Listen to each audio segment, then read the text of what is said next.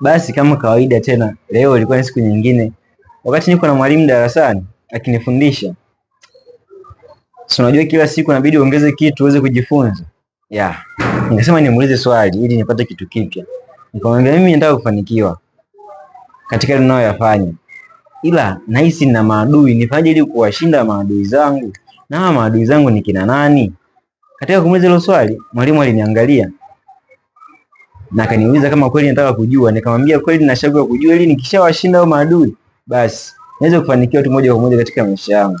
Jambo ambalo aliniambia ni hili: jisikilize, na wewe nahisi itakusaidia, kwa sababu utawajua maadui zako wakuu ni kina nani na utaweza kuwashinda na kufikia mafanikio yako.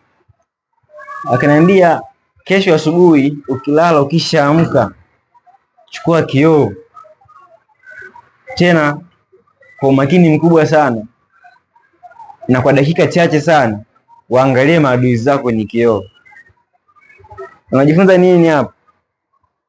Mwalimu wangu ananiambia kwamba yule au wale utakaoona kwenye kioo kwa muda huo, baada ya kuamka tu asubuhi, wale ndio maadui zako. Hasa unaweza kujiuliza, ukichukua kioo ukaangalia nini unachokiona, moja kwa moja utajiona wewe mwenyewe. Mwalimu akaniambia kwamba adui wa kwanza mafanikio yako ni wewe mwenyewe. Inategemeana na mindset ya kwako na mipango ya kwako na uamuzi unaochukua katika kufanya mambo yako.